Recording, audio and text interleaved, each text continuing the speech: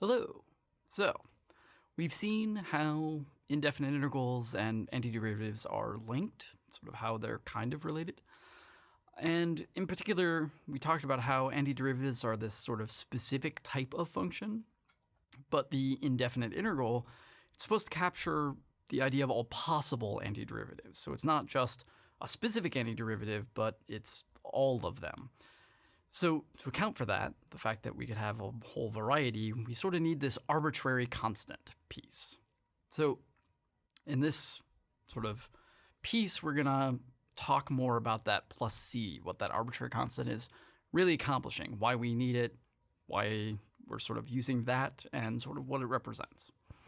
So consider these functions. So we have f of x and g of x, two different functions, but when we take their derivative, right, we end up with the same piece. And inherently, this is because that constant at the end, which is the difference between the two, is basically the only difference, right? And so when we take the derivative, that constant gets obliterated either way, and so that difference sort of goes away, okay? So to understand how this relates, to sort of understand how we're going to use that plus c, and more importantly, sort of where it comes from, we're going to start with the underlying motivation really for all of calculus, Newtonian mechanics. So in Newtonian mechanics, there's an equation that gives us the vertical position of an object that's thrown with some initial velocity and some initial position. So this is a thing that you would learn in sort of a intro physics class, but it's a sort of normal way of seeing this thing is this S of t equation. And in particular, we have S of t, and we have this sort of negative 4.9, which is going to end up being sort of a piece that has to do with gravity, as we'll see. But we have this v naught and this h naught. And the v naught is that initial velocity piece, right? It's thrown with some initial velocity. And the h naught is that initial height piece, right? The initial height with which you are sort of starting off when you throw it. Okay. So what's this have to do with antiderivatives, the indefinite integral, and sort of more importantly, I'm sure you're asking, why are we discussing this in a math class rather than the physics class, right? So bear with me. We will get there. Just give me a minute. All right. So quick refresher from our Newtonian mechanics segment for our applied bits when we did derivatives.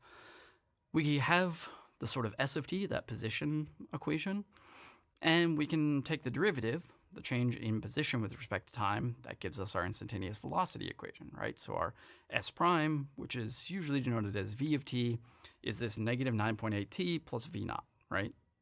Where again, that v naught is the initial velocity. So here that sort of makes sense, right? Because if I plug in 0 for t, then I have 0 times 9, negative 9.8. That gives me just v naught, the initial velocity, hence the name. Okay. Similarly, S double prime, this is going to be your acceleration equation, very commonly denoted as a of t. And here, that's just negative 9.8. So negative 9.8 here, that's going to be the acceleration due to gravity, right? So that's where that negative 4.9 came from, is so that when you take two derivatives, we end up with the right acceleration in meters per second squared from gravity. All right. Still, what's this have to do with antiderivatives and all of that stuff? Well, if we start with S prime, or we sort of think about S prime, we can think of that as being the derivative of the position, but we could also think of that as being the integral of sort of going backwards of that second derivative, right? So if we look at that, we're really trying to take the antiderivative for negative 9.8. But that's pretty straightforward, right? This is a constant, which means it's coming from a line. So we just have negative 9.8 t plus c, right? Okay, well, now we have that plus c showing up, right? Because that antiderivative bit, it's that constant part, that negative 9.8 t, and plus some value from the derivative, right? Because the derivative gets rid of that constant.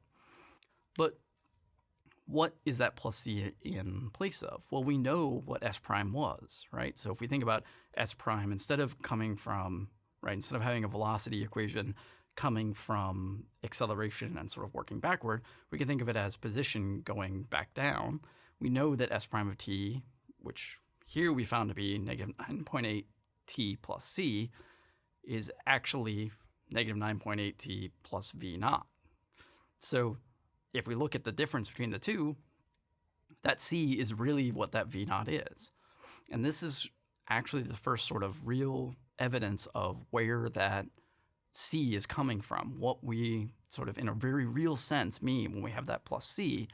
That plus c represents the fact that the original equation had some constant that was lost to a derivative process, yes, but sort of more importantly, that constant value represents some kind of initial condition, right? So it's some sort of starting information on that equation. So again, looking at this particular piece, then, if we look at our s of t, right, if we sort of go back another step, v naught was that initial velocity, h naught is the initial height. So if we integrated, if we went backward, right, got an antiderivative for that acceleration function, we get a velocity function, but the initial velocity is missing because from an acceleration piece, we don't, if all we know is the acceleration, we don't know what the velocity started with. We only know how the velocity changed, right? Which tells us a lot, right? We know a lot about the function if we know all the ways in which that function changes, but we sort of don't know where it started. And that's what that initial condition is actually from, okay?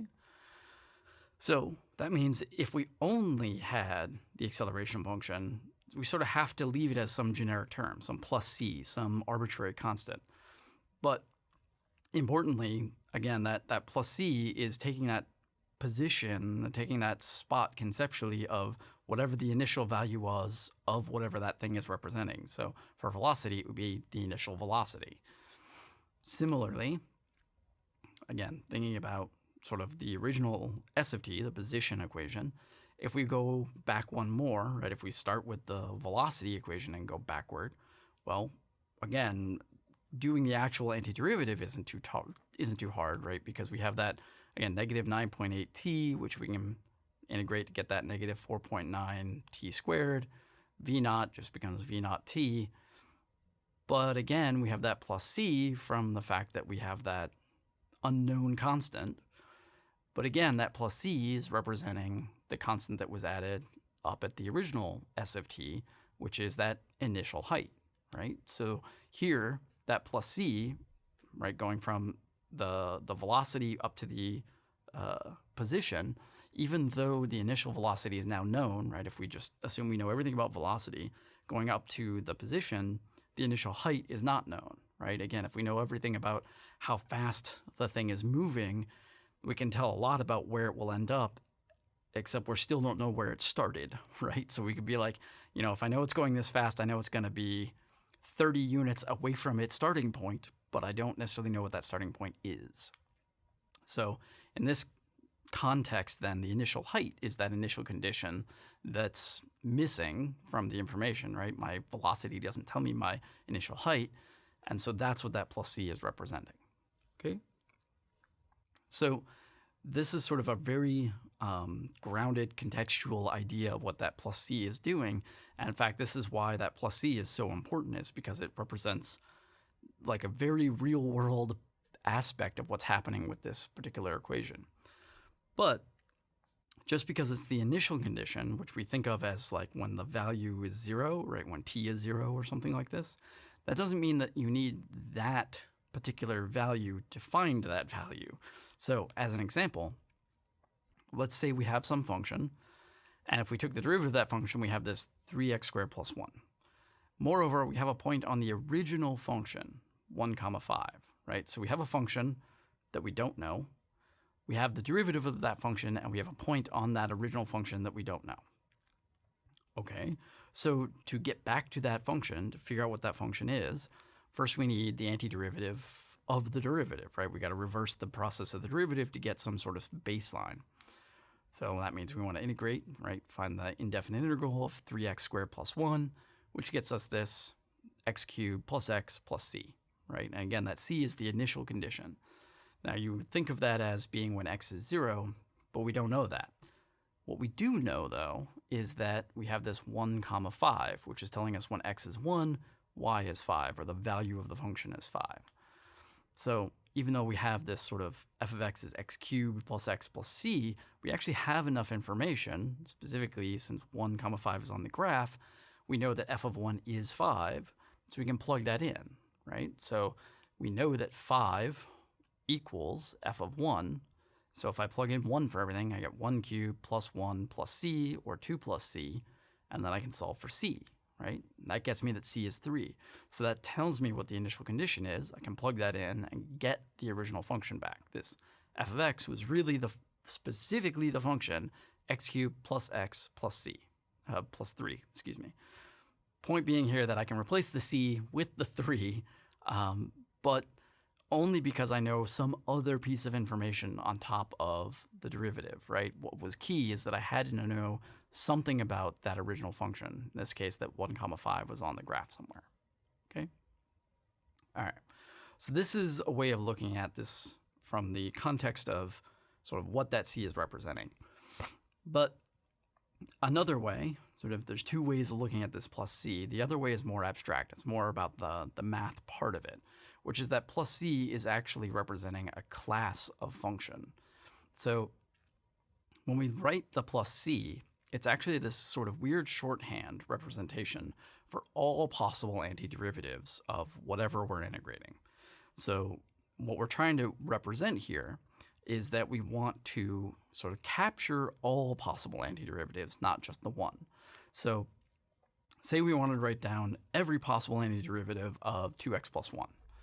Well, actually writing that down would be a nightmare, right? I mean, we could start by getting an antiderivative, something like x squared plus x, but then x squared plus x plus 1 is also an antiderivative, as is x squared plus x plus 7, as is x squared plus x minus 31, and every other constant, right? I could add pi or subtract e squared, and so on, right? So I'd have all kinds of antiderivatives. In fact, I'd have infinitely many antiderivatives. And so the sort of important thing here is that there's no single antiderivative. Antiderivatives are not unique. Rather, there's infinitely many valid antiderivatives, infinitely many functions whose derivative is 2x plus 1, okay? But really, the only difference between any of these is the constant, the initial condition, or the constant that you're using when you sort of add a number to that thing. So one of the ways mathematicians sort of account for this is that we write this thing as x squared plus x plus c when we're trying to capture the fact that there are infinitely many options for what would work by changing that c. In particular, this sort of gets into the weeds a little, but really what we're looking at is the set of all antiderivatives. And this is what we mean when we say a class of antiderivatives. And it's this set. It's all functions of the form x squared plus x plus c, for c being some real number. Now, the answer to an indefinite integral sort of isn't a function then. It's an infinite collection of functions. It's all of these possibilities. And it's important to understand that the indefinite integral can't be sort of a unique thing. It's inherently missing some information, right? We can't pinpoint which of these functions is the quote-unquote right function. In practice, understanding that this is really a set of functions rather than a single function, this isn't something that's going to necessarily come up a lot unless you really go deep into math. But the thing to take away here, the important part to sort of take away at this level and as a student, is that exactly this idea that antiderivatives are not unique. There's any number of possibilities for the indefinite integral or for the antiderivative, and the indefinite integral is sort of trying to represent that by having some plus c, some generic thing attached to it. Okay? All right, so what did we talk about? So we discussed plus c in sort of two different contexts. It accounts for the fact that antiderivatives to a function are inherently not a unique thing. So although we can get a lot of information about the function based on how the derivative works, right? If we know everything about how it changes, that tells us a lot about the function itself and how the function sort of works. But we just can't know what constant might have been attached to that antiderivative before the derivative took place, right? And as a result, we need to leave this unknown constant as some sort of arbitrary constant, hence the plus c. The sort of other way of looking at this, which is maybe a little more intuitive and maybe a little more helpful, is that this missing information, this plus c that we're trying to record, represents the initial conditions of whatever is happening. So the idea is that that plus c isn't just some random math thing that we're like, technically it needs to be there. It really does have a very concrete, very real world meaning. It has to do with the starting value of whatever you're looking at, right? The starting price of something, or the starting position of something, or the starting value of something. So it has a very concrete meaning. And specifically when we're modeling a rate of change and then moving using antiderivatives or integration to another rate of change, right? If we're going from acceleration to velocity, or marginal rates of change to rates of change, sort of inherently we are always going to be missing some value of that new thing, meaning that there's always going to be some plus c aspect going on unless we have some other piece of information, something outside of just the math that tells us, like a starting value for the function or a point on the graph or whatever, okay? And so this idea of thinking about it as an initial condition gives a much more contextual understanding of that plus c and what the indefinite integral really is trying to capture, rather than the more mechanical version, okay? So that is that.